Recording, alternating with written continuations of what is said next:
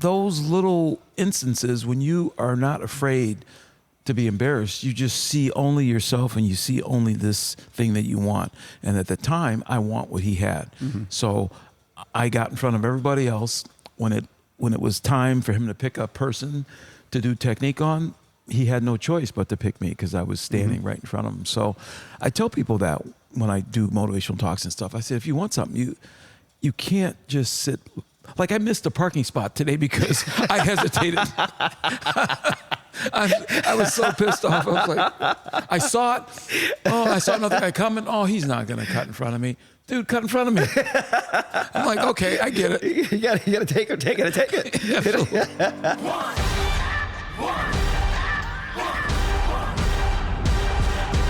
This is the Full Tilt Podcast with Hatch. Okay. The legend himself.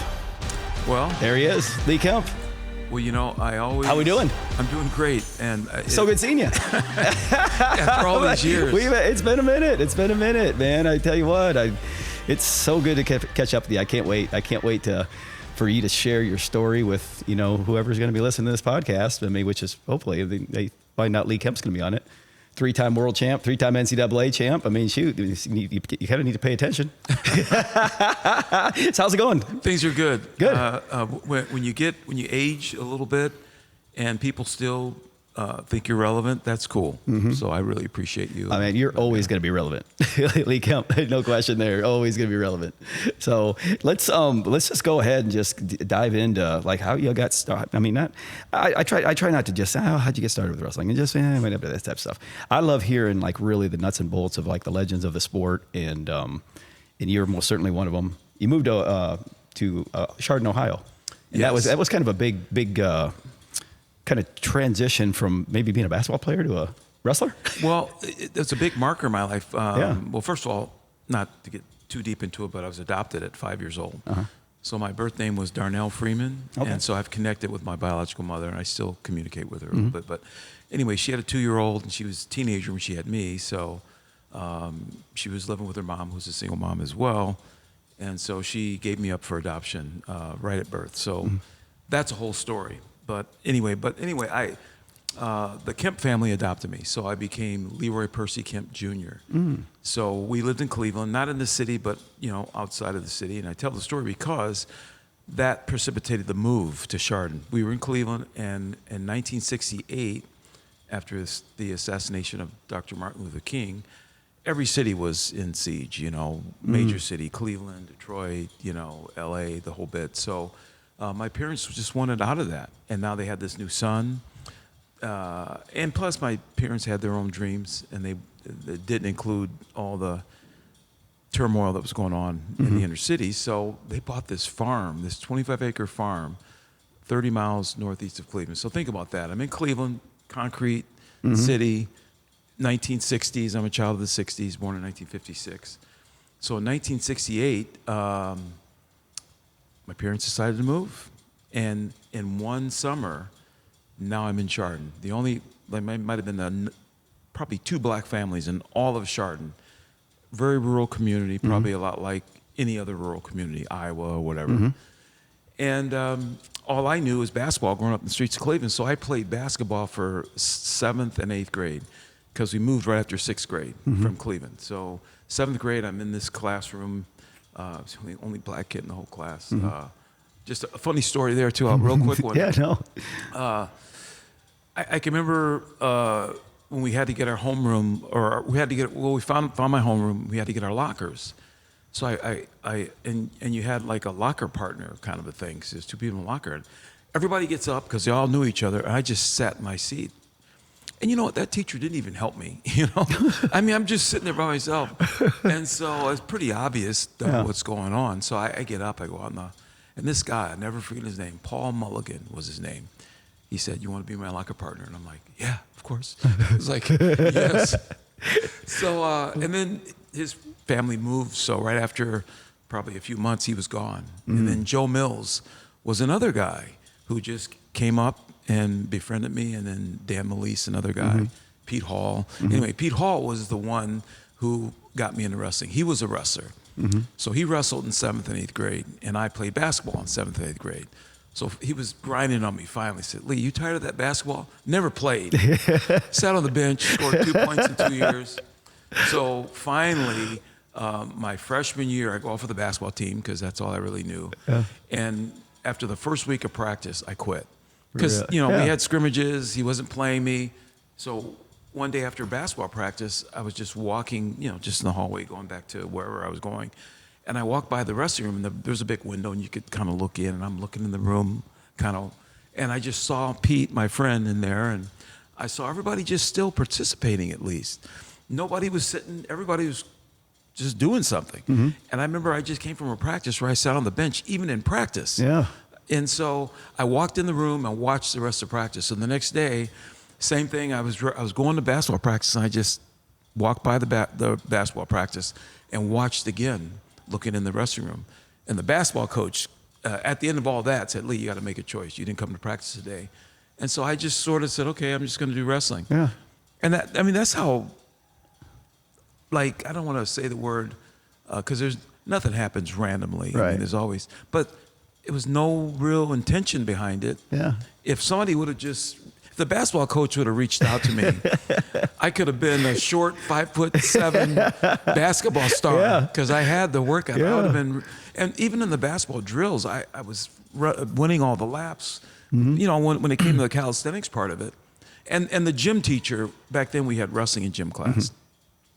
The gym teacher was the freshman wrestling coach as well, so he kept grinding on me to go out. So anyway, I went out. And what really got me to go out, he said, Lee, I don't have a 138-pounder. If you go out, you're going to be wrestling next week. And I got this uniform, and it was cool. I was part of a team. Yeah. And I won the match. Wow. With very little experience. And I only lost 2 matches that year and won the conference. And then the next year in varsity, I was 11-8-3. So I got an awakening being in varsity. But anyway. Yeah. That was my next thing. So you started out, your first varsity experience was 11-8-3.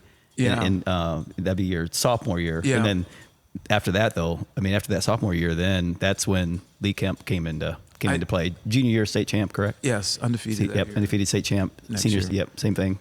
And what was the switch there? That was was it like just a lot of off-season training, a lot of just said, you know what, this is my sport, I'm going to commit to it? Is that kind of how it worked? It was that, but it was more mental, as you know. I mean, life is all mental. You do things when you make up your mind to do them. It sounds simple, and you think, it's got to be more to it than that. But without going to a wrestling camp for 1 week that summer after my 10th grade year, that was the summer of 1972, Stan Abel's All-Star Wrestling Camp in Logan, Ohio.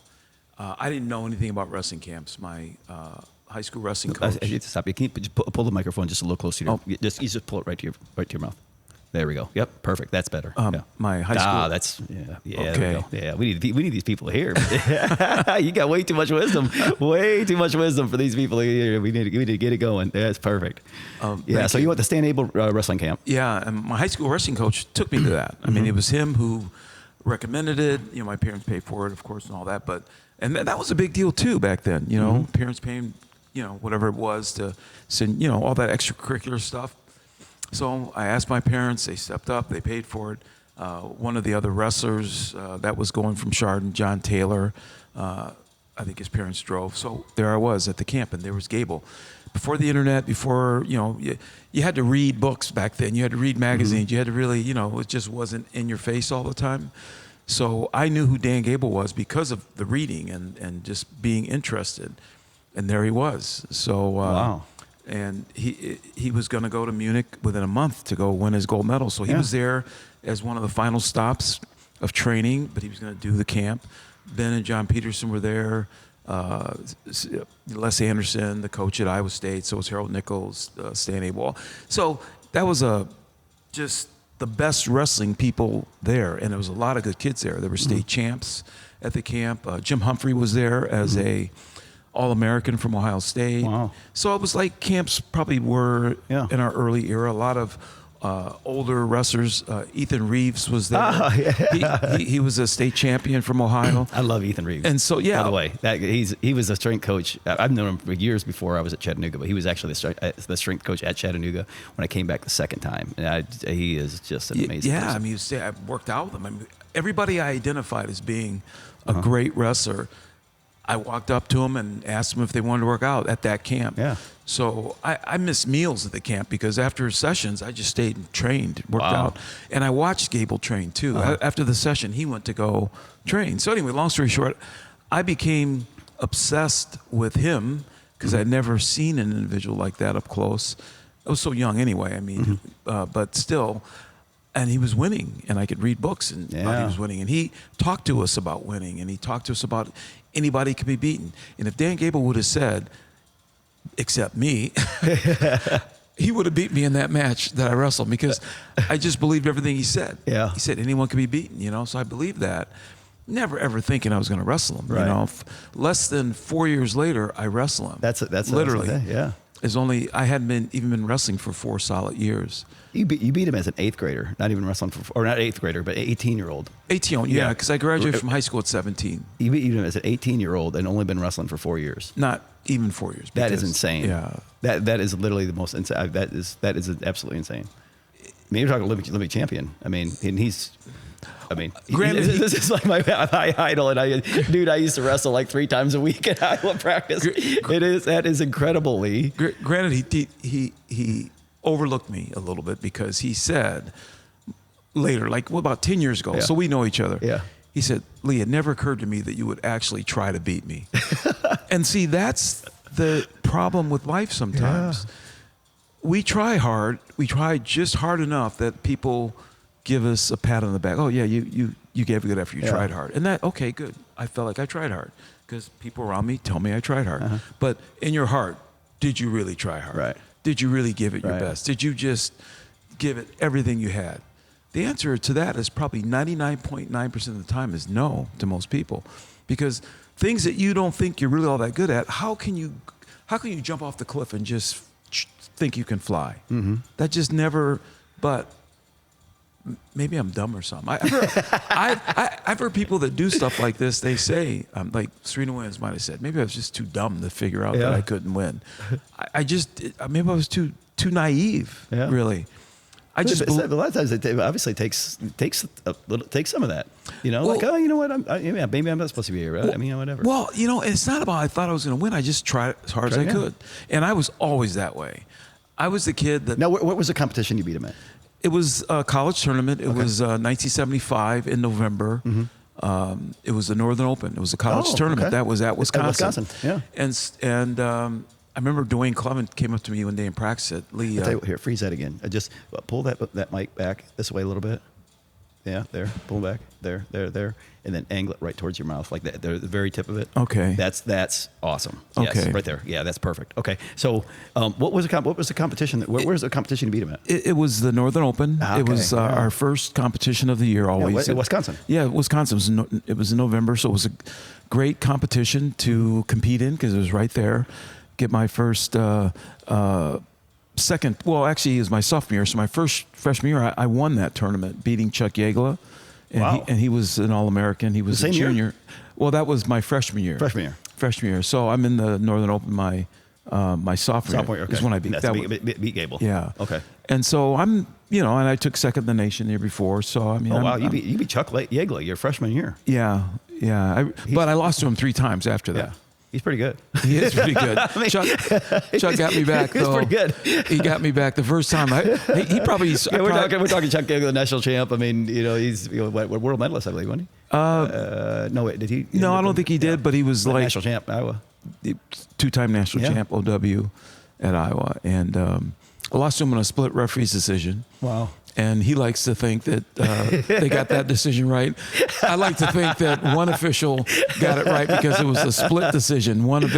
Back then they voted for the winner. If it was a tie in overtime, then the 3 officials just vote for whoever they thought won the match. Oh my goodness! There's no criteria evolved, and I scored the only takedown in the match too. So I mean, it's hard to I mean, and Dan Gable was the coach and the whole bit, but it was as close as it could be. Yeah. Somebody had to win. Yeah. And maybe if there were some of Lee Kemp fans as officials, maybe I would have won the match, But anyway, Gable didn't, he, like how a guy with his experience and his success, how do you take an 18-year, that seriously, It's like, and if we could have wrestled the match 5 minutes later, it might have been a different outcome, maybe, and that's why that Rocky moment we had later that year was kind of cool. When I mean by that is, Gable decided not to compete anymore after that. His goal was to make the 76 Olympic team, and this was in November. He was just going to ramp up and then move into, after the new year and then into 76. He was going to maybe make that team. But November of that, when I beat him, he started to reassess, did he really want to do that? And he made the decision to just coach. And he says publicly, Lee was on his path and he helped me to determine the path I needed to go on. And so but we worked out a lot. Yeah. But not right away. But when that Olympic training camp was in Madison, in Wisconsin, he was there. We were kind of eyeing each other up. That was the first time I had seen him since the match, and we didn't really say anything to each other. I'd look at him, he'd look at me, and actually there was another thing before that. Right after the Northern Open, there was another tournament, the Northern Iowa tournament. And then the media, if there had been an internet back then, it would have been huge. He probably would have wrestled because the pressure would have been too great. Yeah. But because of none of that, I just assumed he was going to enter that just to make sure he could beat me, and all that.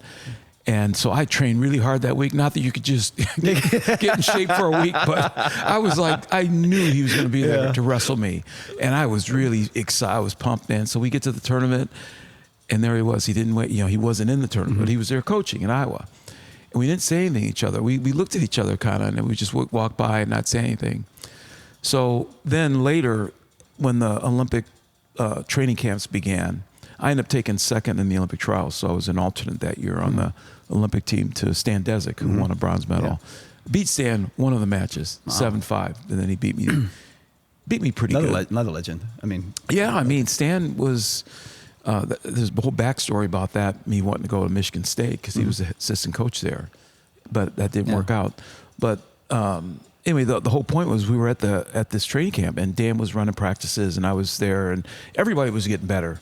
Anybody who in wrestling was there because it was the Olympic training camp. And so I worked out a lot of different people, and never really asked Dan because I was didn't know how to take that. But one day after practice, and it was in Madison, so it was in my home turf, so I was always the last guy to leave the wrestling room. And so one day after practice, it was dark in the room, and I thought I was the only one in the locker room. And my coach, Dwayne Clevin, seemed like he appeared out of nowhere, He said, Lee, I think Dan wants to work out with you. And my coach walked away. And literally there was I thought I was the only guy in the wrestling area, locker room. And so I look in the wrestling room and I could see way in the back, the lights were kind of off, and there was just one little kind of like some dim lights out in the back, and he was shadow wrestling back there. Kind of reminds you of the Rocky movie, right? So I just put my shoes back on. I walk back there, and he looks at me, and I go, I can't even get the words out of my mouth. You want to work out? Yeah. We just start wrestling. Just start wrestling, and I never felt that type of intensity before. Yeah.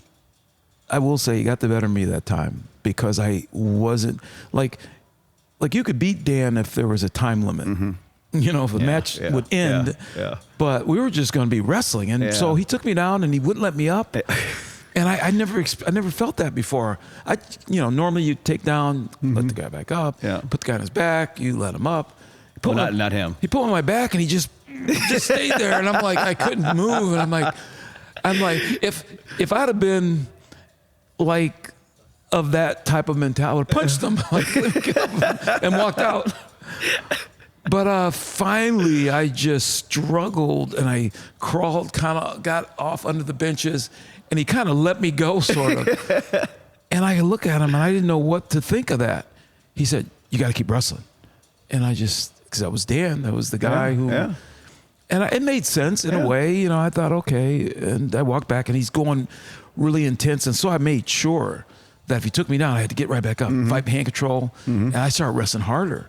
I started wrestling way harder than I ever would normally wrestle. And if he put me on my back, I got off. And then I started taking him down a little bit. He got the better of me. But I picked it up. And I think after that, it took that little, you know, whatever that doubt he might have had or the stuff that maybe people said after the match. Yeah. I think there was a weight lifted off of him a little bit. Yeah. But after that moment, we worked out like the next day. I was ready. And so then I started doing better and better and better against him. That's so awesome. we trained a lot together, actually. And so... he said that on that podcast I had. Yeah, we worked because when I felt he was the best guy that I could work out with to make me better. And so in 1978, my first world team that I made, which was just 3 years later, 3 or 2 years later, whatever you want to look at, 75 and then 76, the Olympics, and then 77. I was a junior. I didn't try out because I was just trying to get college out of the way. I took the spring as a chance to relax. The only times I wrestled after the college season was in 76 for the Olympic trials. You kind of had to do that. Right. And then in 78, which I didn't really want to do, Mike, that's a whole nother story behind that. My coach wanted me to try out for the world team. And I just said no. I just wanted to go hang out, you know, on Bascom Hill, which is a really cool part of campus, and just hang out, you know, and just enjoy. And it's springtime in Madison. It's beautiful and all that. But he challenged me. He said, Lee, if you don't go to try to make the team, Chuck Yeagler's going to make the team, and you could beat him. So you might as well get started early, you know, and start, you know, because you're not just going to walk in 1980 and be Olympic champion. You got to start preparing for it. I said, well, 79, I got a year. Lee, you should do it. He challenged me that way. And so I didn't go to the tournament. Chuck won. Trella was second, and I can't remember who was third, fourth. Man, Chiarella's in weight class too. Huh? Yeah.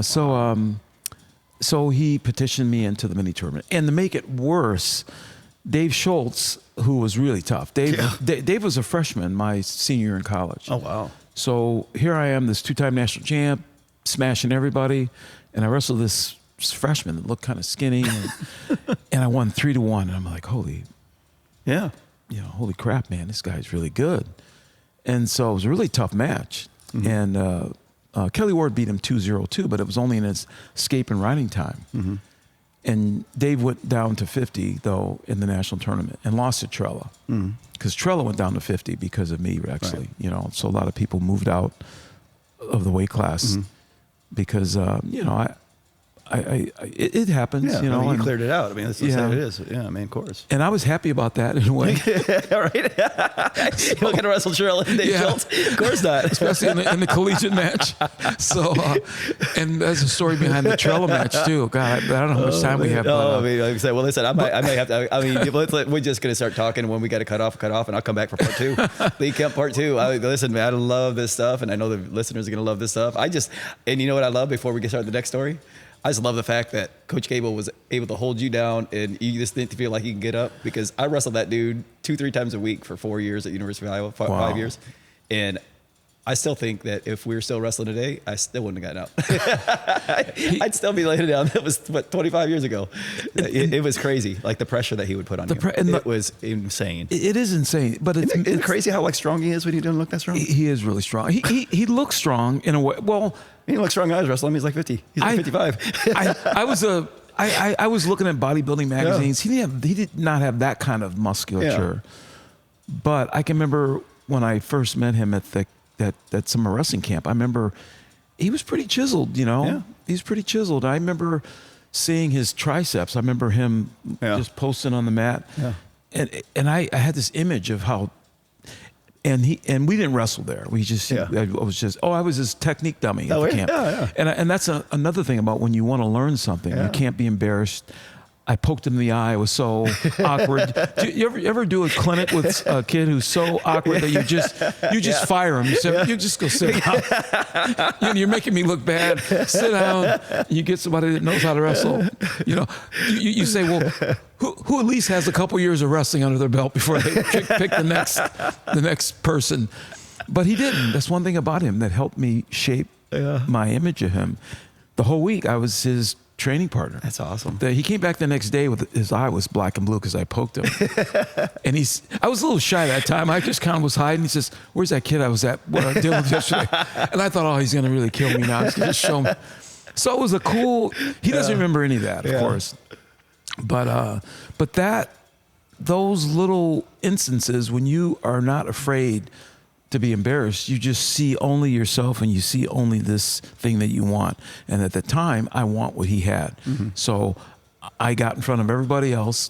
When it was time for him to pick a person to do technique on, he had no choice but to pick me because I was standing right in front of him. So I tell people that when I do motivational talks and stuff, I said, if you want something, you can't just sit. Like I missed a parking spot today because I hesitated.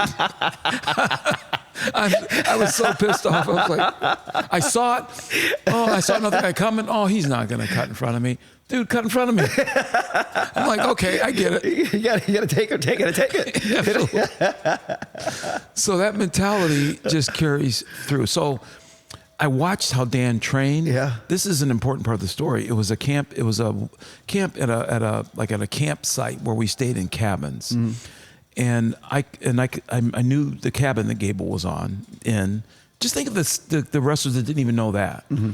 Like if I was a stalker, I would have known exactly. I could have given the information. This is where he is. This is what time he's leaving. He eats at this time.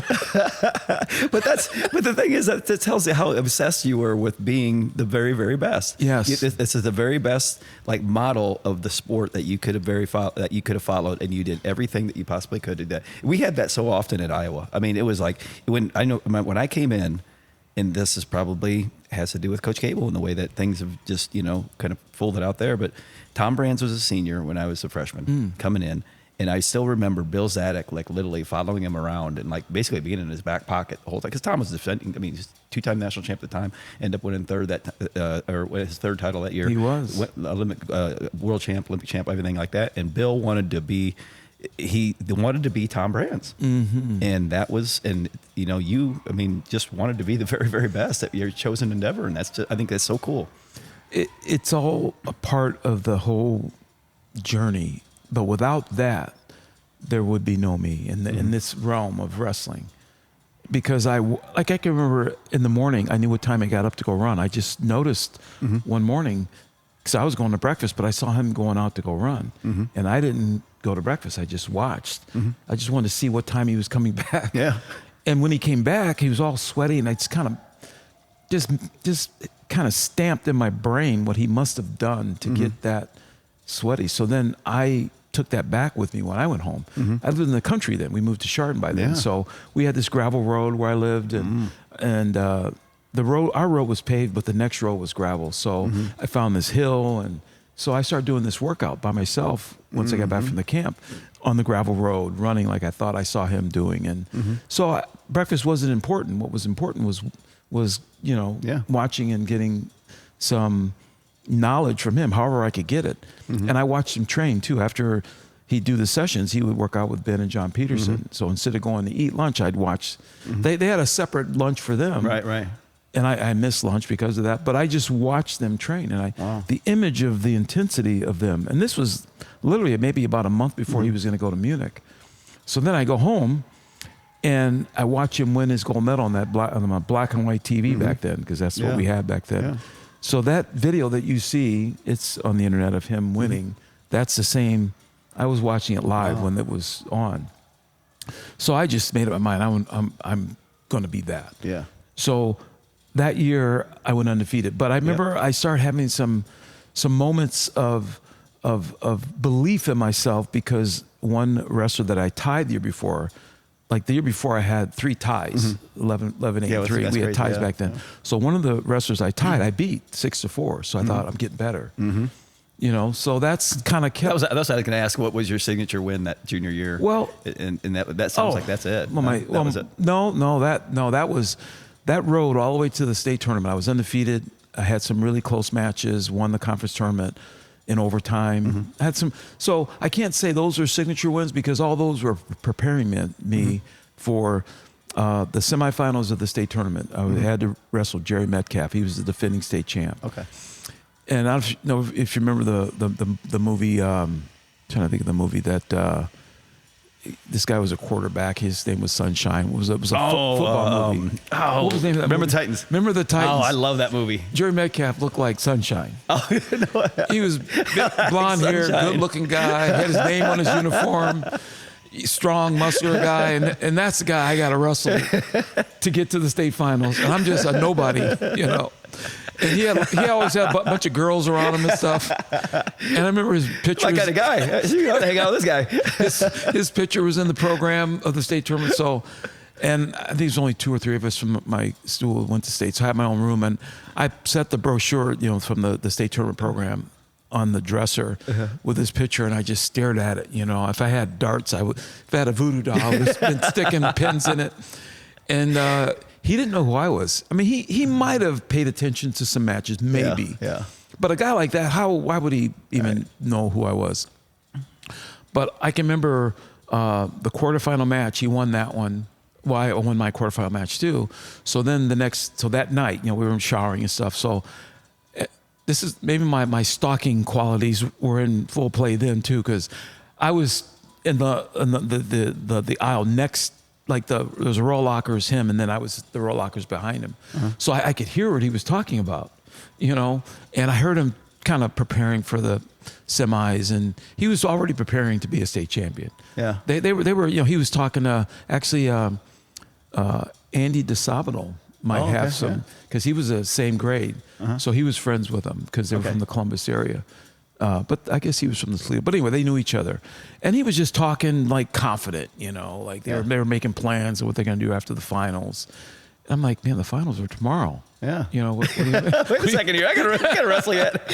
you know, and they're making like victory plans. I mean, and I don't want to, I'm not saying he was doing anything wrong, but they were making plans to go party after the finals, you know? And I remember him saying that, man, we're going to party tomorrow after, like, you know, whatever. And I'm like, wow, that's interesting. You know, I was like, it just made me more intense. Yeah. And so then I go back to my room, putting darts in this photo. And so the next morning was the semifinals, the state tournament. Saturday morning, semifinals. And I won 4-3. Yeah. Wow. He was beating me the whole match. He controlled me. No takedown. He gets away. Or thank goodness I took down second period because he rolled me the whole period. So the second period he gets away. So he's winning 1-0, but 2-0 because back then we had riding time. So I'm just frantic. I'm just going after this guy. So, and this is what I tell wrestlers and people just in general in life. You have to pay attention to all the cues in life, because I can remember the official warning for stalling, which made sense because I was really going after him hard. And he was being very cautious and very careful. And he had to not be as careful now, because if the referee would have given a stalling point, and you know how the momentum shifts quickly, and I took him down, he would have lost. So he took a shot. And it was probably pretty calculated, because even if I took him down, if he got away, he was going to win. So so he took a bad shot, and I had a real good front headlock. I mean, really good. So I put him on his back off that. So he made one mistake, and I put him on his back, and I got 4. Wow. 4 points, all within about 10 seconds, with maybe time running out. Yeah. So he did get away right away. He got right away, and he was like furious. Yeah. And he didn't almost take me down, but he was. I mean, the referee could have maybe given a stalling point, which would have tied it up. Yeah. And then we could have really seen who was going to really win that match. But there wasn't enough time. Yeah. I mean, he just ran after me, and I fought him off, and time ran off. Yeah. And I won 4-3. So I go back to my room. And it was like this revelation, you know. And I think about all the people who have tried so hard to get to some place or some plateau, and they came up a little short. And that could have been me. And it doesn't make your life a failure if you come up short. It just means that's just how it worked out. Yeah. But in my case, it worked out. And all the training and everything I'd done, every extra run, every extra lap, just all the mental effort I put into looking at his photo and throwing darts at it and just being ready came to play in that last 20 seconds. Yeah, 20 seconds. Because if I would have not tried as hard, no one would have noticed. Yeah. and everybody would have patted me in the back. Great job, Lee. You only lost 2-0 to the. And I wrestled a good match. He couldn't take me down. I couldn't take him down either. But he was good enough to not make any mistakes. That's how separates you from being a good wrestler. But because I noticed that he could get called for stalling, and I picked up the pace and really pressed her hard, and because I was hoping he would take a shot, a bad shot. I was hoping. I was anticipating. I was starting to think about. And I talked to Nate Carr once, and I'm friends with Kenny Money and Nate. But those two are awesome. Nate told me that one of his overtime victories with Kenny, he pressured him so hard. He said he was losing. He said, I'm either going to get a point to take it in overtime or I'm going to take him down. That's exactly what he just told us when I was interviewing him the other day. Yeah. Exactly. And so that was he says, either way, I'm going to win. Yeah. So that's how it's going to play out. Wow. And so I was so prepared for him to take, because if I wasn't as prepared, he might have just shot and backed out right away. Yeah. But because he shot, was waiting for it. I was trying to score too. Right. But he was too good. His defense was too good. But when he shot, I was ready. Boom, put him on his back. That's awesome. But you have to have confidence in your moves too. How many times do you not go for something? Oh, that's not going to work. Or it's not going to work on him. He's too good. Even with Gable in my match, I did this step over on him. When you think it's like, guy shoots, you have a wizard, but you get the underneath arm and you step over his back. Yeah. It looks like a clinic move, but it was a move I did even in high school. I was confident. I did it in the national finals against Kelly Ward. Wow. And did it against Gable. If you watch that match, you'll see me step over him and put him on his back. Didn't get back points, but I took him down. That's one of the takedowns I had. Wow. So that confidence and just being aware, focus. You ever been around someone where you are in this moment and they're in some other moment? And it's not wrong that they're in some other moment. It's just you're just in your zone. Yeah. And so I was so aware that something had to happen. And I was thinking I was going to get a point, and then I was going to take him down. It sounds to me like that's like I said, that's what really kind of the trajectory of how you finished your high school career, and you ruined his party night on Saturday. Yeah, and this is important too. He came up to me after the match. It wasn't right after, but it was in the locker room because he was confident. He was a confident dude. I guess when he had a chance to collect himself and stuff, and it was part of his confidence. He had a lot of confidence. And he walked over to me. I mean, he was coming right at me, so I knew he was going to come up and say something to me. And I just had to kind of be prepared for what he was going to say. I didn't know what he was going to do. But he said, call me Kemp. Kemp, I knew you'd be good, but I didn't think you'd be that good. And he said, that's cool. And he said, you better win tonight in the finals because it'll make me look bad if you lose. That's what he told me. That's hilarious. That's what he told me. Wow. I'm like, he's right. He's right. Just beat somebody good and you go out and lose. Yeah, it's true. Schultz said something to me very similar to that in the World Championships. I beat Schultz to make the world team, and so he went to the World Games tournament in Mexico City. And back then it was a 4-day grueling tournament, and there's no seating or anything. So the first day I have all the tough people. And I beat the Russian and the Iranian, and they took second and third. Wow. That was the first day. First day. Yeah. And Schultz came up to me and says, Kemp, you haven't won it yet. And I said, and it shocked me like, okay. I got to keep winning. Yeah. Oh man! So this like obviously you probably blew through your senior year and ready to roll, but then you get to Wisconsin. Why Wisconsin? What was the appeal there? Boy, that's a story. Yeah, it's almost another podcast. Is it? Yeah, because there's no luck in life. There's no. Like I said, we're gonna do another one. I'm telling you right now, there ain't no way that we're gonna get through Lee Kemp's story in the time that I got before I get to this area. Tell your listeners, or I'll tell them to watch my documentary because it's talked about. 100%. It's talked about in that a little bit. We'll tell that as well. But I'm coming back for part 2. Trust me. Yeah, but I knew Stan. I had a relationship with him because Pat Milkovich was there. Okay. And he's from the Cleveland area, and I knew Pat Milkovich. I worked out with him before at this before clubs were ever a thing. There were clubs, but they weren't called that. But it was at the East Cleveland YMCA. Larry Kenyon ran that program. They'd roll a mat out, and the best wrestlers from Northeast Ohio will go there and train 3 times a week. And Pat Milkovich, who legendary program, Maple Heights. His dad was the coach, Mike Milkovich Sr., and there was a family of like 4 boys. Tom Milkovich, who won the national tournament as well, beating Larry Owings one of the years after Gable lost to him. But anyway, Pat introduced me to Stan Desick, so I got to know Stan when I was a junior in high school. Wow. I actually went there on my own recruiting trip. You can go to a college if you want to. Right.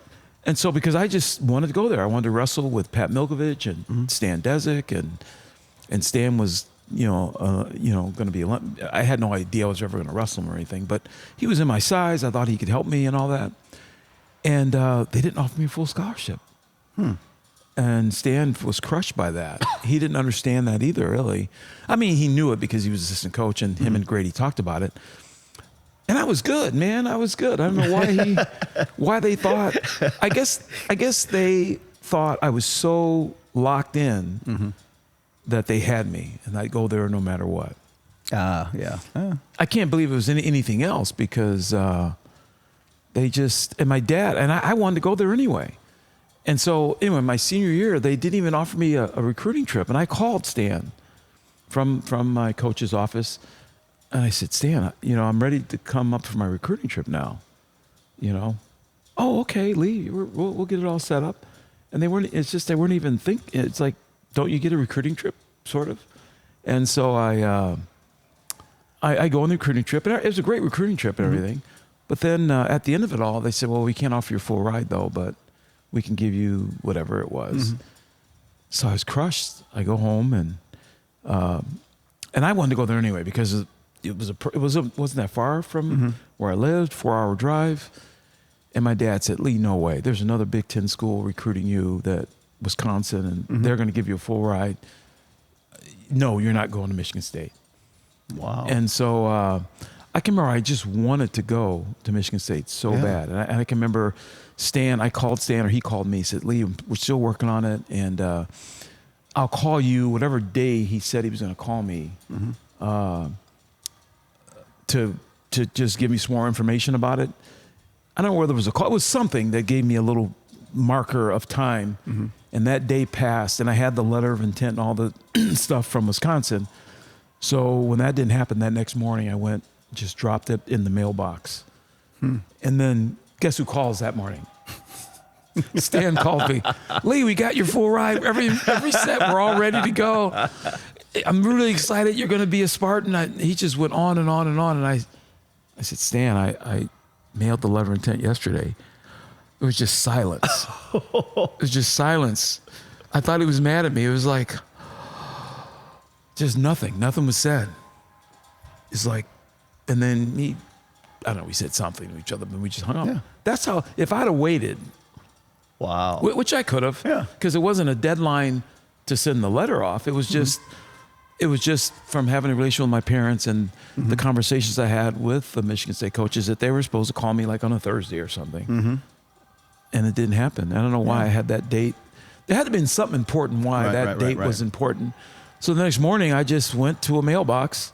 Yeah. And just kind of like, I remember dropping it in there like that, like, there it is. They lost out on that one, didn't they? Yeah. It's not your fault. Everything in life's that way. It's like the girl that got away. Yeah. Right? It's like the job that got away. It's like, when you watch that person go, you let them go, or you let the job go, or you quit, and then later you look back, man, I should have stayed with her, or I should have taken that job, or I should have, I should have went to Michigan State, or so, whatever, but Wisconsin was a good choice. Yeah. Like we beat him every time we wrestled him too. That would have been tough. That would have been tough. But because Russ, I can't tell you how much Russ changed that program. That was like a perfect storm of doing everything that you should do to build a program. Because we came out of nowhere. Wisconsin had their first national champion in the history of the whole school in 1974. That was the year before I got there. My senior year in college, or senior year in high school. Who was the champion in '74? Rick Lauinger. Okay. He's deceased now, unfortunately, and his brother, Rick Lauinger, who was a teammate of mine. But Rick had graduated in 1974, and I thought I would be working out with him more, actually, but he took a job and coaching. But But anyway, the next year I took second, and then Jack Reinwan took fourth, and another wrestler, Lawrence Susi, took third. So that was how we did. I placed second though that year, and then the next year we had 3 champs. The reason why that happens is, and I'll say it. You know, I hope it doesn't sound egotistical or anything, but when someone breaks through and they show everybody that this is like not how to do it, but that it can be done. It's possible. Yeah. Boom, we had 3 champs that year. Me, Jack Reinwan, who took fourth the year before. He was a lighter weight, so we didn't work out or anything, and he was good. Yeah. Jack was a bronze medalist in the World Games one year. He was, and then Pat Christensen, that's a bigger story. He was at 167 pounder, and he beat Dan Wagaman from Iowa in the finals, and beat Joe Carr too. Joe was was one of the top guys too, but Pat told me, Lee, by you being there, it took the pressure off of me. Because I didn't have to worry. I knew you were going to win. Yeah. So Wisconsin would have their national champ, and I knew I was pretty good. But he just always, couldn't break through. Yeah.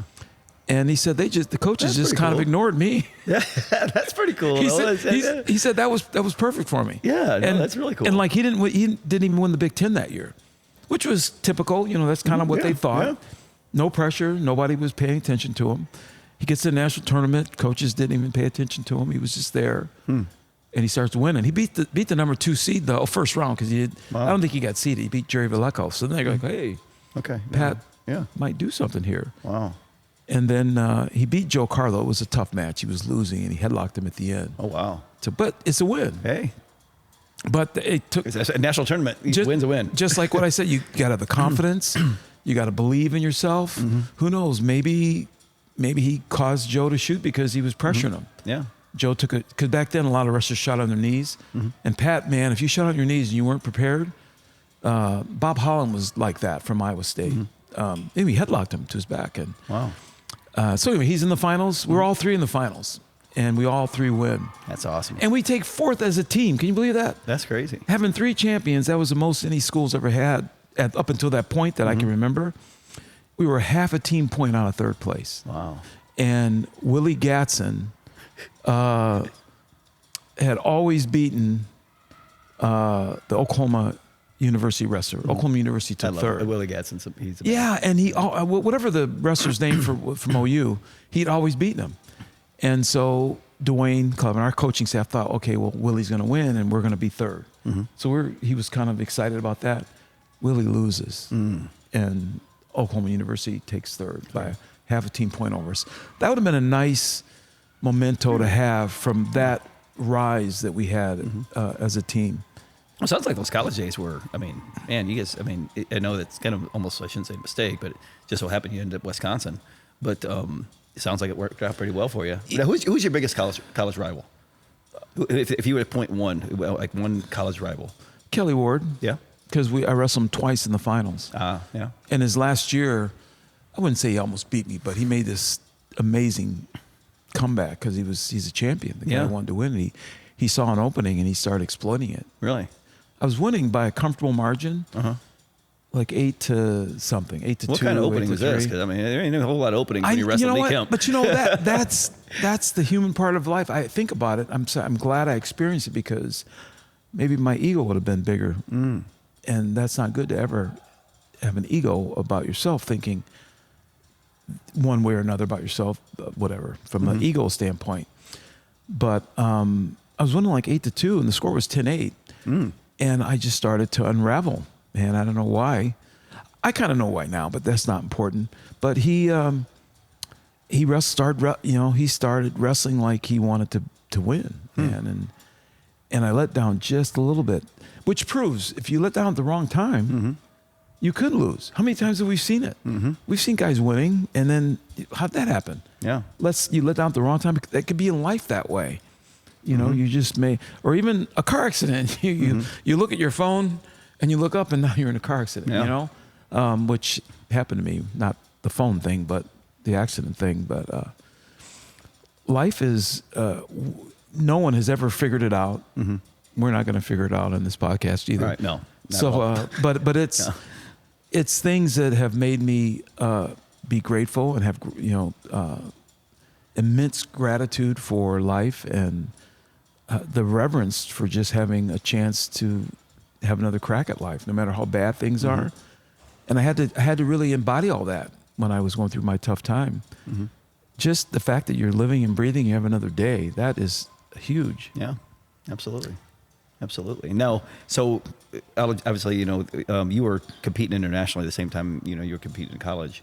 And how was that? What was that transition like, as far as like having to go back and forth? And I mean, your college coach talked to you into going winning your first world championship. He did. So I mean, now you're going into a whole different part of your career, because when you go from obviously the college level, which is very, very competitive, but now you're going to the international level, talking a whole different level.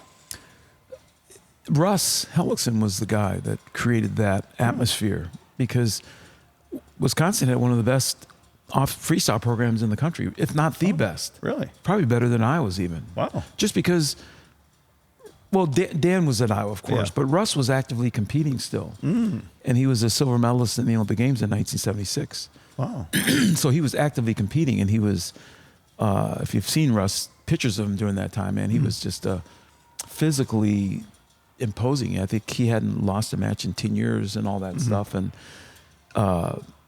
he was just probably one of the best heavyweights before the modern heavyweights came in to play. Russ would definitely, if you had to pick top heavyweights of all time, Russ would be in there because he was so good. But the atmosphere, the practices were intense. They were hard. They believed in conditioning, and Russ was a student of Gable as well. Russ was on those teams that Gable was, like 71 world team. Russ took a bronze medal. Wow. Gable won that. In 71. 71 and 72, Russ was beating Ben Peterson all the time. Really? But got hurt in the trials. And I don't know if he lost to him in that time, that one particular time, lost to him and didn't make the team. I remember Russ and Coach Gable used to like get into it back and forth when Yeah. Russ was coaching at Ohio State and coaches at Iowa. They did. They always like when it'd be some really, really super heated, especially when Bart Chelswick would wrestle Randleman. Boy, it was intense. Yes. I remember being in the stands watching that. I'm like, oh boy. Russ had a lot of intensity, and he wouldn't, the wrestlers would pick that up, of course, and he was a great technician. The core technique that helped me become a world champion came from Russ. Like no one was doing snatch singles back then. Wow. Like no one does it even now. Yeah. But during that era, everyone just shot on their knees. And I shot doubles on my knees a little bit, but snatch single was it. So who you said that Wisconsin had a really good freestyle program there. Who else was up there besides yourself and Russ? There was Jim Haynes, who was an Olympic silver, he made the Olympic team in 76. He took an Olympic redshirt year that year, made the Olympic team at 114, was kind of like very close to placing. And that was his Olympic redshirt year. And then the next year, that was in whatever year it was. Anyway, the next year he won the national tournament. Oh, wow. So he was good. But then after that, his goal was to be an Olympic champion. And then in 79, he was an Olympic silver medalist. He beat Anatoly Beloglazov, who people thought was better. He was better than Sergey, but he had a lot of injuries. Wow. He wasn't injured then, but he had injuries going forward. But he beat him. And Jim lost to Takada, if you remember Takada. Yeah. Oh, yeah. In a close match. It wasn't close. But in Jim's mind, he lost 11-1. And Jim took him down, though, finally. Wow. And Jim and I were close, and because we were teammates at Wisconsin, I was rooting for him, and he came off the mat, and he was just really pumped up. He said, I'm going to get him next year, because we were all wanting to be Olympic champions. Yeah. And Jim is the kind of guy that would have purposed within himself to do what he had to do to close that gap. But so Jim was that good. Jim would have made the 80 Olympic team. Now, I'm friends with Gene Mills as well. Gene was kind of coming into his own then, so I don't know what really would have happened then, but there was Lawrence Susi, who was he worked out with Ben all the time. Ben would come in our room. Lawrence was a 198 pounder. He made the world team in 1979. So our room was really kind of cool to have, Ben and John Peterson in the room training with Susi. Lawrence Susi, who was a 190 pounder, took third in the national tournament. Pat Christensen was working out with some of those guys, although they were a little bit big, but still they were bigger guys. and myself, I guess, for that matter. And there were always some good people in the room to work out with because they were always coming through to train. Like Russ being able to get one of the Olympic training camps there. And that was cool to have a 2-week training camp there with all the tough wrestlers through the whole country in your wrestling room at that time. But in terms of Andy Ryan, Oh, that's right. Yeah. Andy Ryan was Olympic silver medalist. Yeah, he was a dude. And he was a teammate. You guys did have a freestyle program. Yeah, I used to work out with Andy goodness. too. He was a 50-pounder. I was a 50. It was older than him. He was a freshman when I was like a junior. Yeah. So and Andy was a sophomore, he took second in the national tournament. Should have won it actually as a sophomore. And he was in the era of Metzger and those guys, really tough. Yeah. Got hurt. But anyway, so Andy Ryan was there, solidly there, a Wisconsin guy from Stoughton, Wisconsin. And he was tough. Just having Andy in the room, just like when I gave that little pat on the back to myself of just being in the room, how I uplifted people. Andy was that way. Wow. Because you knew he was going to win. He was just tough. He was technical in the things he was really good at. He was really good at those things. Right. And see if I forget. And then we had a Japanese coach come train with us for not as an athlete, but as a coach. As a coach. I think he was working on his doctorate degree or something. He was an Olympic Greco-Roman champion at a lighter weight. His name was Matsumitsu Ichiguchi. We just call him Ichi. And so, but he was tough. He That's pretty impressive to even remember that name. Really, yes. To be honest with you. Oh my goodness. So he come in the room and he was one of the coaches. We have pictures of him being on the coaching staff. Awesome. And he used to work out with Jim all the time. And so the atmosphere was it was just an elevated atmosphere. You know, it was a room that had good people in the room. And if I think a little bit, I'm sure there's other people that I worked out with in the room. Oh, it sounds like a great room right there. So you win your first world title in 78? Yeah. Yeah, take us through that. But had to be... That was... That'd be a pretty... I mean, here you get talked into just going to the World Shooting Trials and then you win a World Championship. Well, my coach talked me into it because he said, you know, you're going to let Trello make the team, you know, and so... this is how he got me. Because that year, my senior year, I thought one of my goals was to be the outstanding wrestler of the national tournament. That was a goal my coach and I had set. And I wanted to be that person, to be chosen that. So to do that, you have to be dominant. And I was. Out of the 5 matches, I had like 3 pins and a major decision. And then I put Kelly Warner on his back on that step over move, and he was pretty close to being pinned. They didn't call it. That's just the bottom line. They didn't call it. If they would have called it, I would have been the OW. They didn't call it, and maybe it deflated me a little bit. Maybe I was a little upset, thinking why aren't they calling this? And this is a backstory. It was in Maryland, Kelly's hometown or home state, and I think his dad was the AD there or something, and it was just a lot of Kelly Ward stuff going on, and maybe the official was a little late on the pin because I don't want to put that out there, but it was a lot. I knew all that because my coach, Dwayne, was really good about giving you more reasons to win. Yeah. He said, this is Kelly Ward's backyard. This is it. This is that. His dad's well known here. So there'll be a lot of people, he was telling me there'll be a lot of people cheering for Kelly. So be prepared for that. Yeah. Probably that's pretty good advice. Yeah, so that's really what he meant by that. And about the pin, you'd have to ask Kelly about that. I don't really know. I mean, of course, I like to think. Yeah.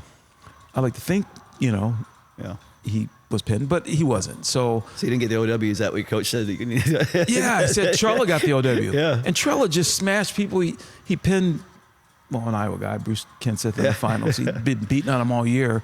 I said, I didn't have anybody like that to beat in the finals. I had to wrestle this guy who was going to try to beat me, And again, the part about him being pinned or not, I don't know. I don't want to float that out there. I'm thinking about that now. I mean, who knows? Who knows? I mean, who knows what would have happened there? But so anyway, when I kept telling my coach, no, he said, well, Trella took your OW, so you might go out there and wrestle him. So right then I'm like, all right, I'll go. I just started. So then I hadn't really been training that much, and this is a story, I hope it's not too long, but I get there and I'm in the mini tournament, which I knew. Yeah. And you might have to explain what that is to your listeners, but Schultz is in the mini tournament because he didn't go to the World Team Trials.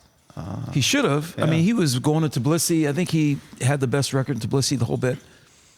He had just completed his freshman year at Oklahoma State. By the way, one of the coaches he had there was Date, who was an Olympic champion from Japan. You probably knew that, right? Yeah. So he got to work out with Date, and that image was out there, and that Dave was pretty tough anyway.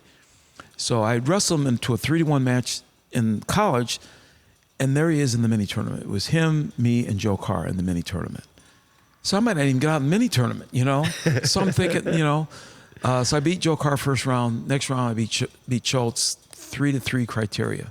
So I scored 2 activity points and 1 stalling point. And Dave scored 1 activity point and 2 stalling points. So I had the most activity points, bottom line. 2 activity points to 1 to him. And so I'm thinking, okay, I won the mini tournament. So I'm taking my shoes off, getting ready to go, get ready for the matches tomorrow. Because now the mini tournament's over. Yep. Now the ladder starts. And Dan says, don't take your shoes off. You got to wrestle Schultz again. And I didn't know what to think about that. If I'd have lost, I would hate him to this day probably. Because I'd have all these thoughts as to why he did that to me. But it was my first experience having him be like the coach of a team I was trying to make. The world team had this prestige to it, this image to it, this legendary coach, and I just thought it's his team. He can do whatever he wants. Yeah, he's the king, so he's gonna. So that's how I took it. Okay, I didn't like it, but if I didn't have that attitude, I would have lost the match because I'd have been thinking, oh, he's cheating me. Right. Would have had a bad attitude. I just thought, okay, it's his team. He's doing what he wants to do with his team. He doesn't think thought I got lucky, I guess. I beat him 9-2 that match. Wow. There you go. So now I won the mini tournament. No question there. So now I win the mini tournament. So now so I have to go up the ladder. So then I beat the first guy. It was Roy Oliver, who was formidable guy. And then it was Trello, the match that your coach said, so I was wrestling that match to get my OW from him. Just make sure you have the OW. You got the OW in your room. I'm coming to pick it up after the match. So I wrestled that match with that type of, but you had to beat him two matches though. Yeah. The first match was a little like 7-1. The next match was 7-5. Yeah. I turned Mark once too, and after the match, he said, "Man, I didn't know you knew how to ride legs." I threw a leg in and turned him. He said, I was shocked by you. Yeah. So I threw him up. The next match, there's no way. He was really good I would dare throw a leg in again. Yeah. Probably would have reversed me or something, but he never really got on top of me that much, you know. And then I had Yeagle in the finals. And I think maybe one of the reasons Dan had me wrestle Schultz again, I don't know, that he thought that Yeagle would have a better chance beating Schultz than me. Yeah. That he was thinking strategically a little bit by that. Mm-hmm. If it got that far, because Schultz would have had to get through Trello, which he probably would have. And in that type of setting, maybe Chuck could have beat Schultz, maybe. Mm-hmm. I know they wrestled some, and I know Schultz won most of them. I thought, I'm not sure what the score, you might find that. I'm not sure what the score was, but I really think, now that I had all these years to think about why he did that. But anyway, this is why that's important. I beat Chuck the first match 2-1. And then the next match, we come back an hour later, it was 2-2 criteria. So when the match is over, I'm really upset. And I just, we shook hands, I walk off, and I just start warming up right away. And I'm all over in the corner warming up and just kind of pissed off thinking. And Dan starts coming toward me, and I thought he was just going to say, come on, you guys got to wrestle now or something. He said, you don't have to wrestle him. You're on the team. And he walked away. Wow. And I thought, because it was tied, I thought he was going to make me wrestle him again. But that stuck out in my mind because I won because I had most activity points. Yeah. But we would have had to go again. Yeah. Going to see how that, I was mentally ready for it. I was prepared for it. And now I'm on the team. So that's what it took to get on the get freaking on the team. There was 9 matches, Oh my 9 God. matches in 4 days. Wow. Like that, making weight each day. 4 days. Yeah, 4 days because the mini tournament, the third place match, you Yeah. know, the third guy ranked third, the guy ranked second, Wow. and then Chuck the 4th day. 4-day tournament. Yeah. Weight. And up in altitude Yeah. as well. Wow. So that's got to go through that to make the team. And all of a sudden, now you go to your first World Championships. What was that like? What It that was. experience like? I felt like I was in the club, sort of, because I'm looking over there. There's John Peterson. There's Ben Peterson. They made the team, and there's Gable coaching us. And it wasn't. You know, the conditions weren't good. The accommodations were awful. It wasn't about that. It was about you made this. You know, and some athletes lose focus because they're worried about everything else. Oh, the uniform, the shoes. I got to have the best shoes. You know, got to have the best food. You got to have the best whatever. The environment's got to be. The dorms aren't good. All that sucked. Everything was. They didn't even have. They didn't even have a place for us to train. They had a tent outside, and we trained under these mats under tents. Yeah. Basically, and Okay, so your first World Championships. So you made your first World team. What was the experience like there? Your first Worlds? well, it was pretty cool just going to California and being part of the Olympic Training Yeah. Center. But there wasn't.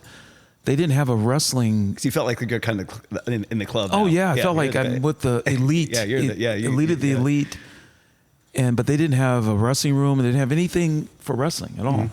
And the dorms hadn't been carved out yet. We were just staying in the Army barracks because it was an Army base that they Oh, wow. took over. The Olympic Training Center, as you see it now in Colorado Springs, Yeah. was a military base. And it was before. And the USOC bought it or something, and they renovated it.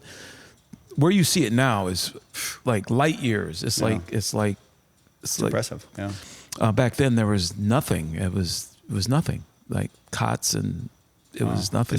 Just a bunch of real tough dudes training. Yeah, and the food wasn't great, but it wasn't bad. I mean, I Yeah. wasn't too picky about that. But it was the wrestling, and we trained under a tent. They just put a tent up, and they had mats. That was where we trained.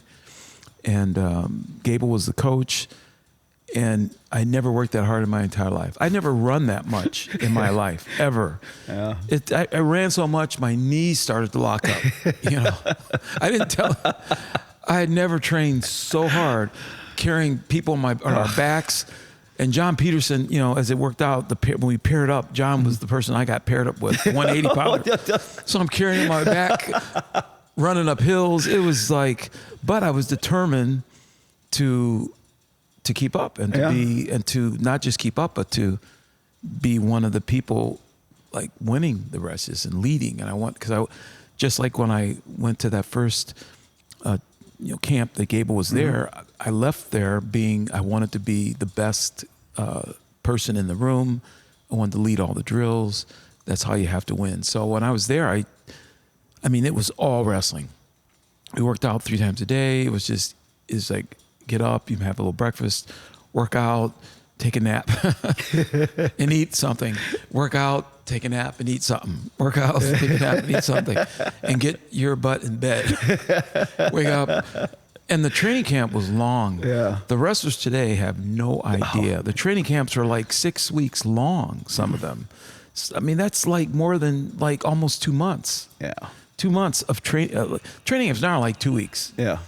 You train in your home place, you come and you just, you know, whatever. But the athletes, I get it. I get it. They got to where they are by being where there at. Now you have some strange coach telling you to run up mountains and stuff like Gable was doing to us. But in fact, there were no breaks. Like they break up the training camps now. You can maybe go home and then come back. Yep. I felt like that's what prison is like. It's got to be like that.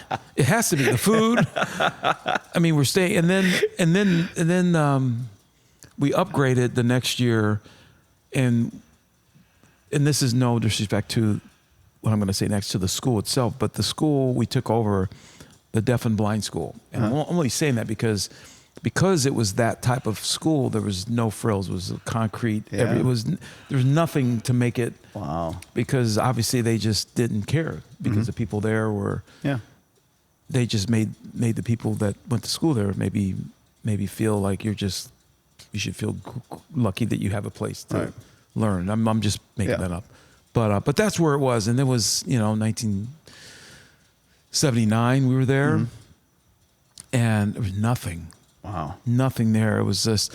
I can remember there were no TVs even anywhere. There were no TVs on the floor. There, like it is now. No, it was before the internet. So there was not even a place, a lounge where there was a TV. The training center itself, you wouldn't hang out there because there's no place to hang out. It was just not. And so I would just walk around town, just doing nothing. And they had bikes you could rent, not for money, but just. And so, and there were other teams training there, other sports. But I hate to say this, but once you got a bike, you would keep it. You would hide it. You would hide it somewhere, somewhere, so that you'd have transportation just to get off of that place. You go to the mall or something, it was awful. And again, before cell phones, so there was no. I mean, if you had to make a call, you had to go to a payphone, put money in it, or call collect. Do you remember where you call collect? Call collect and ask for yourself, and the person would know to accept the charges, all that kind of stuff. Yeah. I mean, we'd do all that stuff. I call home, I'm calling for Lee Kemp. Person would accept the charges because you couldn't, you couldn't. I mean, when you'd have to go through the operator, and then you'd have to accept the joke. Whatever. I can't remember the routine, but there was a routine like that. They had to go through. Finally, the person would take the charges. You'd be talking to someone, and it was expensive. So you couldn't really, you weren't really talking to anybody that long. I would call home to my parents, I guess, but anyway, I guess some other stories there. But so finally, the time came that we were going to be leaving in a week to go to the World Championships. And this is a little thing that maybe a side story, because this is a podcast. I got cut 2 weeks before the World Tournament. And that I didn't really think, I got a gash right here. I was wrestling Roy Oliver, and I caught a knee right there to my cheek, and it split open. And I kept wrestling, and he looked at me and goes, "Oh, Lee, you better go to the training room." And when you hear those words, you go, okay, it's bad. Yeah. So, and then it was, and they stitched it up. And so it's right on your face too. And they gave me a tetanus shot, and I had an allergic reaction to that. And they gave it to you in your arm. So my arm was real sore. I got sick, had a fever, so I had to miss practice. So now we're coming down to the week we're going to leave. So I really couldn't work out that much for that week. And now the reason why that's important, that probably saved me, because I think the team was overworked. I think that week gave me a chance to recuperate some, because John Peterson won a bronze and I won the gold medal, and everyone else was just beat up. Yeah. And they just, that's my thought maybe. I mean, we had a good team. I mean, it's the best we had. People trained and went to the trials and made the team.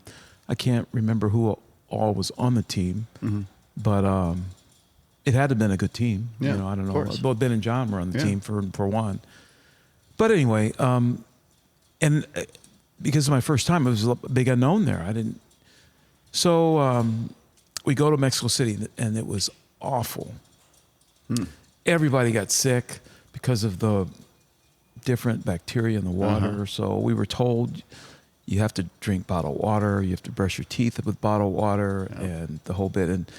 And while we were there, members were getting sick. Randy Lewis was on that team. He got sick. A lot of people. Making weight was no issue at that point. So, and I was so fearful that I was going to get sick. So I was trying to follow the protocol. I got sick when I got back. So maybe my body, maybe it was the universe just giving me that little leeway. But we were trying the bottled water stuff, the bottled water and the toothbrush, but occasionally you might use water on your toothbrush from the tap. But we had to think about that, and the food wasn't really all that great, and the logistics wasn't all that great to get to the venue. It was just a lot of, when you get to the elite level, which that was, you expect things to be a little bit nicer. Our uniforms sucked, If anything, you want a nice USA uniform and some cool shoes. But they weren't like that. They weren't doing that back then. That wasn't happening. Our uniform was as basic as it could be. It didn't fit good. It was just, The patches, I think, were sewn on by some of the wives of the staff that were there. It was just, so anyway. So my first match, I can remember we have a meeting with Gable. So I'm now this is it. The moment is here. But I was stitched up and I had a little thing over it, protected it. So I kind of tried to forget about it. But anyway, he's going up the line, everybody's match, giving them a rundown, who they have, what they should be doing. He skipped me and he goes, and then when he was all done, I go up to him, I go, well, he said, well, Lee, you got the Iranian first round. Like that. I'm like, well, what does that mean? I didn't even know what. I didn't even know. Well, then after, if you get by him, you got the Russian after that. And those probably the toughest guys in the tournament. You got them right within the first 3 or 4 hours of the first day of the 4-day tournament. I mean, he was pretty straight with me. He said, "They're this you got." Yeah. So I beat the Iranian 9-4. And then I have the Russian next. And it was their seasoned Russian. The guy had been there. His name was Marta. And Marta had wrestled Stan quite a bit, so Stan was with me a little bit. And he was beating me, and I out-conditioned him. That dude was not prepared for the altitude. Wow. He hit the wall, and the Gable training made that difference. Wow. So he was winning like whatever it was, 4-1, and I beat him 7-4. Wow. All and third period. When third period came, yeah. I think he was still winning by the second period, or maybe it was tied then. I think I tied it up after the second period, and then scored 3 more takedowns at the end in the last 3 minutes. And the dude was just done. Yeah. He ended up taking third though. The Iranian beat him, and I got to throw this out there again. That's when Schultz came up and said, yeah. I was kind of, people were patting me, good job, oh man, this is great. And they were kind of looking who I had, the rest of the field. They were just, you should win this. Kemp, you ain't won it yet. Yeah. Don't get too cocky, you ain't won it yet. Well, you got it done though. But he straightened me up. I go, he's right. He's right. Yeah. He's right. That's right. So I took that focused and wrestled Knops. That he was young then. 1 year, just 1 year made a difference. Beat him 11-0. Wow. The next year, he's in the finals against me, and he was beating me, and I beat him. Wow. Like I don't know, by 6-2. He's beating me 2-0, but wow.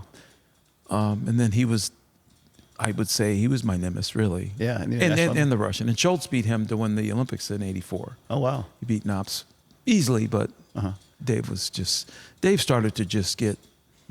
He started to just go to another level. Right. And think about that. That like I said, when that, I think we'll spend a little time in another podcast, talking about, those type of, like, the Dave Schultz thing is a really, really intriguing thing. One thing I want to get into before we get off here right now, obviously we got to, we wanted to speak a little bit about the 80s boycott.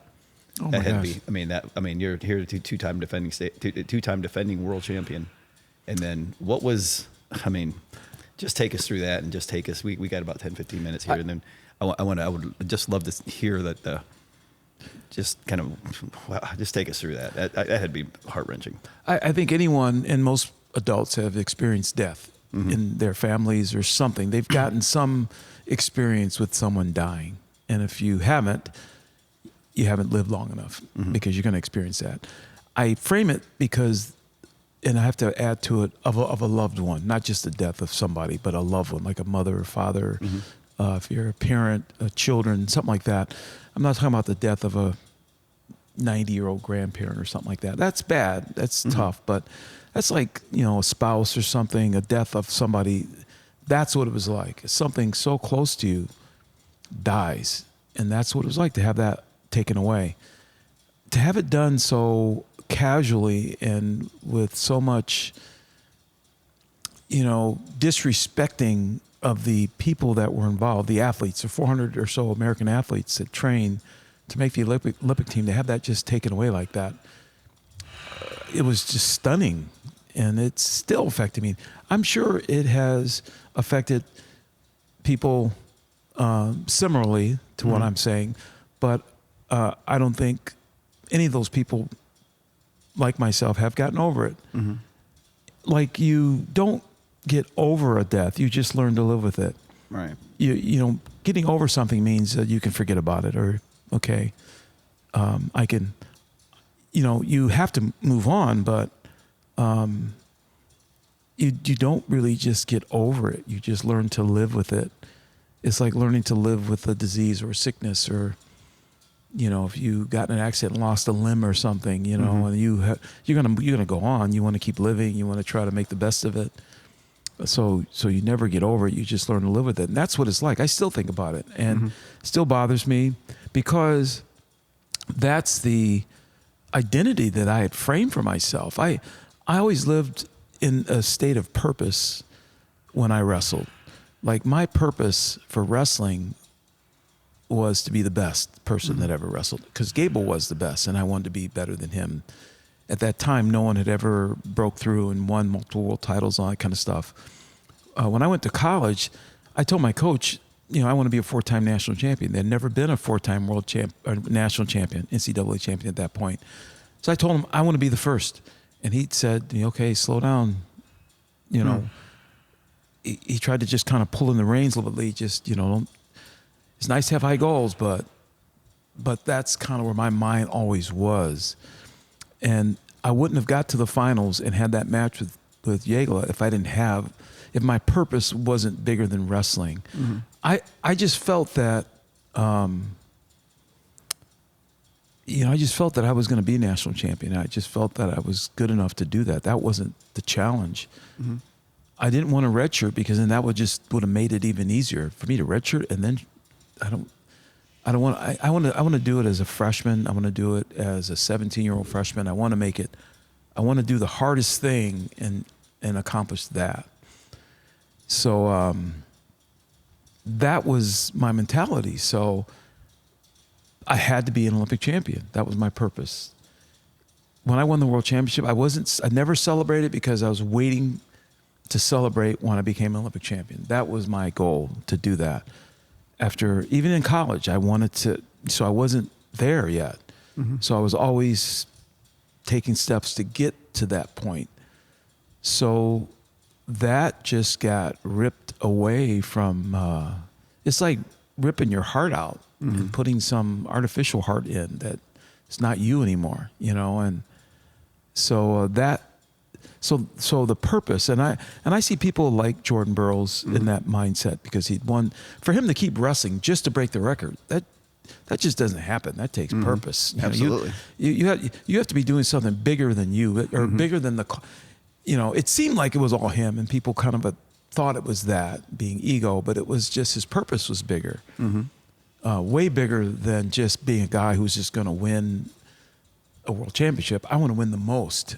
So to do that, it requires, it's like going to war. I mean, when you go to war and fight, back how some of the people fought in World War I and World War II, their life, it wasn't their life anymore. It was the purpose. And they had this strong desire and feeling that they were doing it for their country, which is why you have a hard time having people with that same type of patriotism now, because the causes don't seem as worthwhile as they did then. Because people back then in the world wars, and we actually were fighting for the way of life that we were trying to create here in America. So you could go to war and know that your life, you might lose your life. You were willing to sign up for that. So that's the level of where I was in my wrestling career. My purpose, I thought that plateau was something that I had to have, and I was doing it. For me, it was a selfish kind of a goal, but you can't go that hard and that long without having purpose. And when that got taken away, I think it spun my life into this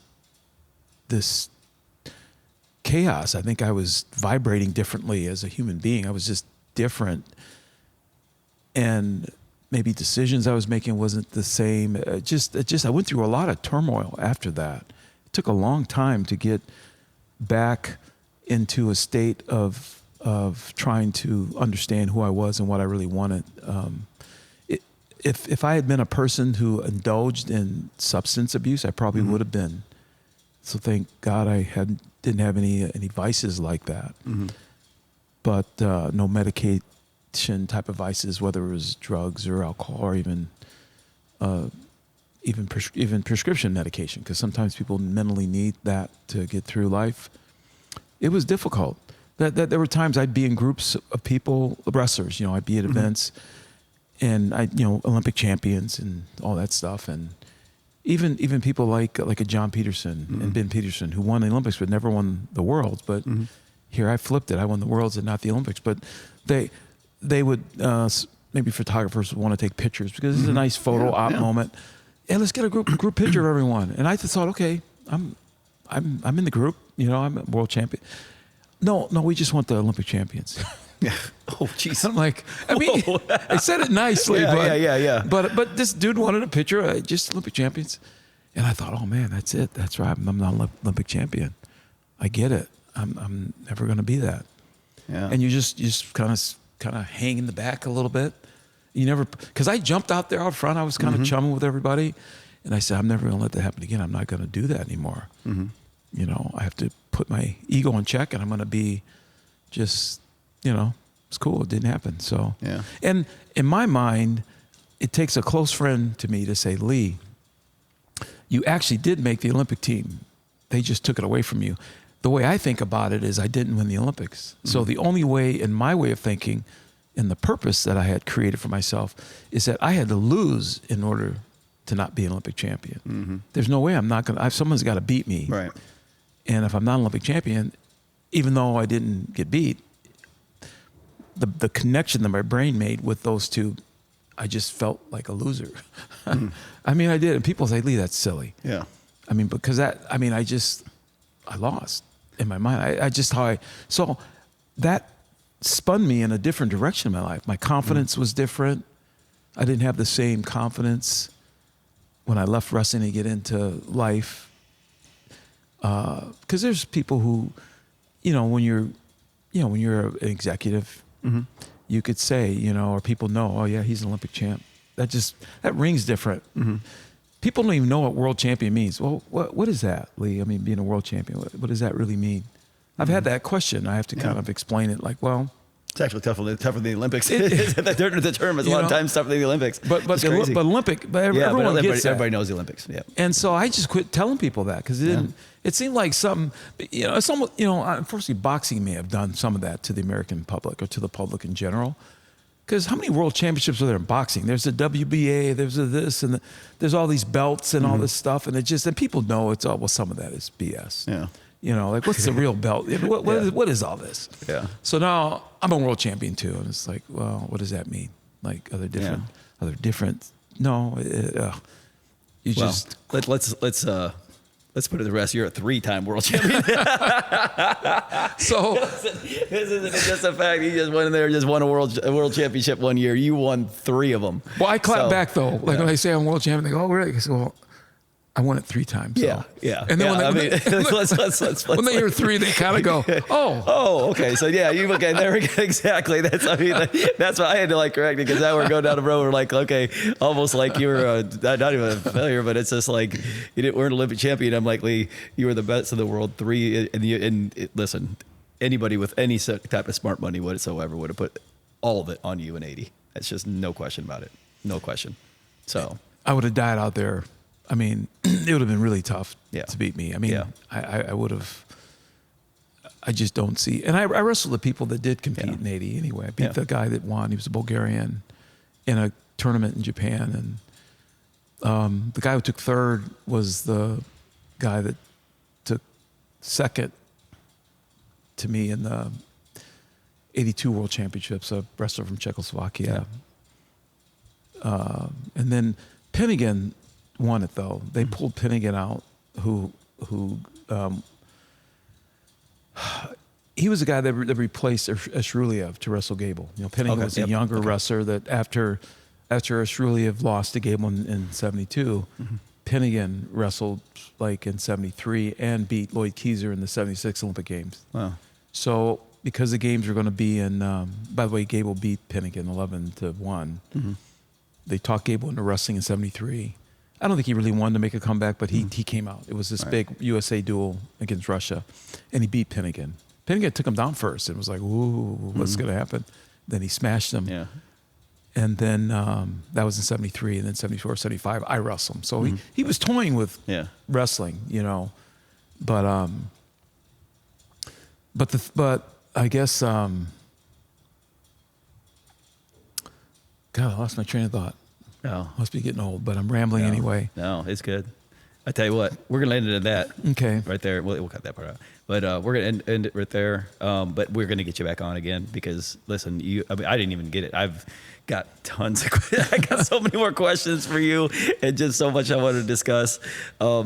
Lee Kemp, legend, and I'll clarify this one more time. 3-time world champion. Thank you so much for your time. That was absolutely amazing. I put it on my ring too. You got it. There we go. I love it. I love it. I did it myself. I love it. Lee, thank you so much, man. You are the man. Yeah, in those moments where I'm being a little depressed, I have to look down. I'm a 3-time. Okay. Again, thank you. We're going to have you back on for sure. You're the man. Thank you. Thank you. Appreciate it.